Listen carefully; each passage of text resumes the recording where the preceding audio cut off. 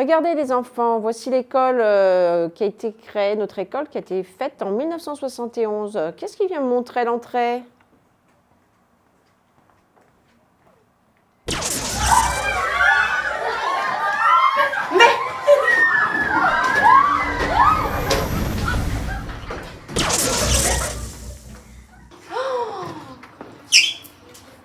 Allô Stéphanie, oui, j'ai perdu les enfants, ils sont tous disparus. Les explorateurs du passé.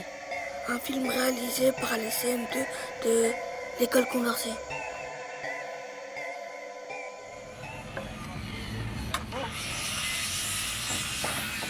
Mais on est où là? On dirait notre école. Mais elle est toute bizarre. En plus ça, il n'y a même pas de cours.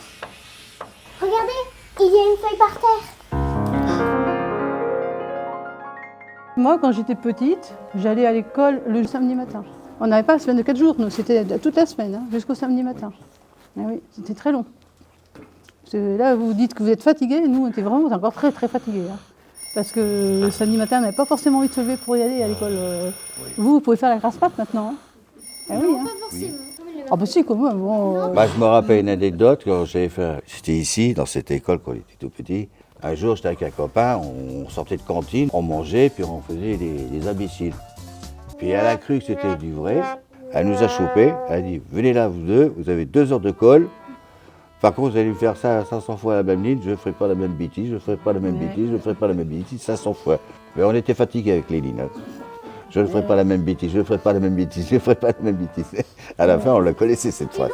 Et en plus, fatigant, hein. elle a regardé c'est l'écriture. pas drôle. Hein. À la fin, quand tu donnais, elle dit regardez, parce qu'il faut faire elle des était là, elle fautes. dit c'est bon. Attention. Hein. Hein. Bon, on avait fait la moitié, puis elle a dit vous pouvez rentrer à la maison. Tellement qu'on avait mal à la main. C'est qu'à l'époque, ils faisaient beaucoup d'activités pour le sport et tout, pour que tout le monde puisse se sentir bien. Puis après, à rentrer à la maison, on était. Ça a aidé les parents en même temps. Ils avaient le temps de faire de la cuisine.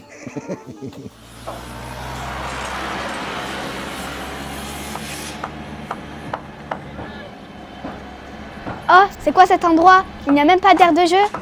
Tout à fait, c'était ça à l'époque. On faisait nos propres moyens de jeu parce qu'on n'avait pas ce qu'il fallait, on n'avait pas de jeu, on n'avait rien, on n'avait que ce qu'il y avait autour de nous. Dans les chantiers, on prenait tout et on faisait des. Pour le week-end, on s'amusait comme ça. Mais aujourd'hui, on ne peut plus le faire parce que c'est interdit et puis c'est dangereux. On prenait des palettes de bois et on mettait du polyester à l'intérieur et puis on mettait dans le lac. Et surtout, c'est qu'à l'époque, on ne pouvait pas faire n'importe quoi parce que les parents nous surveillaient aussi. L'été, on faisait la pêche au lac. On pêchait des anguilles, on pêchait des poissons. Improvisés, hein. Voilà, des pique-niques aussi. Ah oui, ça. Les pique-niques Mais- improvisés, ça, sur Villeneuve, Voilà. la cuisine. C'est vrai, Ouais. on était toujours dehors.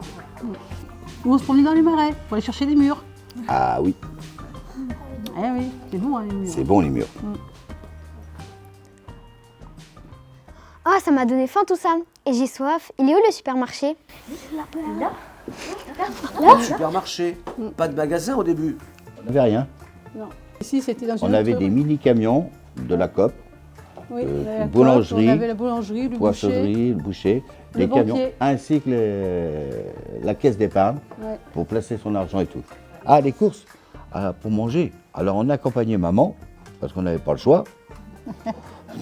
Parce qu'elle ne pouvait pas porter plusieurs paniers en même temps, surtout quand il y avait des grandes familles de 5 personnes, 3 personnes ou 7 personnes, tu vois. Chacun avait une poche pour transporter, parce que maman ne faisait pas 2 fois, 3 fois les courses, elle faisait une seule fois. Et puis on achetait tout en même temps. Et après, ils ont fait construire, après le chapiteau de Villeneuve, c'est là que la communauté a dit, il faut faire quelque chose, il faut construire un grand magasin. Ce qui fait bizarre, c'est que ce grand champ, on est habitués, nous les enfants, c'était quand même notre territoire de jeu qui finissait en magasin. Donc c'était plus le même jeu. Du coup, on était contents parce qu'on avait un magasin, mais de l'autre, on nous privait aussi d'un terrain près des bâtiments. Parce que du coup, le terrain de rugby qu'on connaît nous derrière là-bas, c'était loin. On ne pouvait pas voir les enfants comme on voyait en bas. Il suffisait de descendre du bâtiment, puis on les voyait tout de suite. Et vous entendez ça? Je crois qu'il y a de la musique.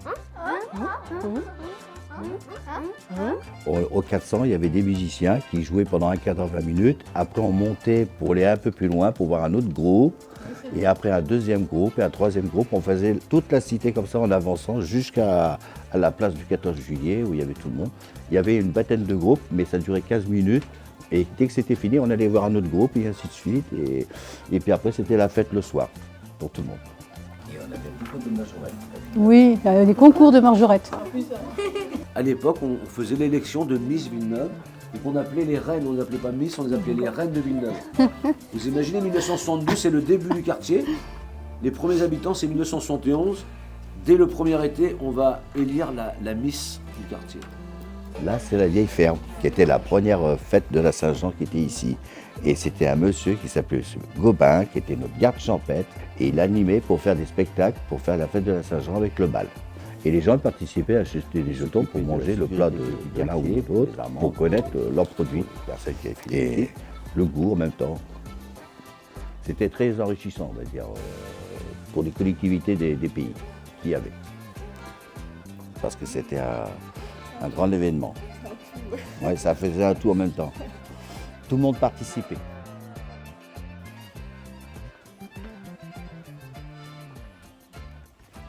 Oh, regardez, il y a un téléphone là-bas. Ah ouais?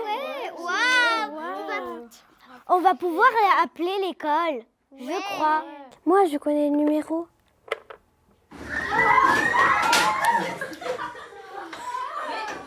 Mais vous êtes là? Mais qu'est-ce qui s'est passé?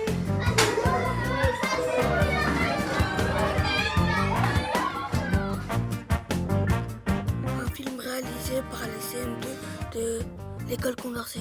Ariana, Nini, Omnia, Ismaël, Romina, Janelle, Émilie, Emre, Eden, Imer, Cécilia, Negin, Maïva, Basma, Zora, Saba, Selma,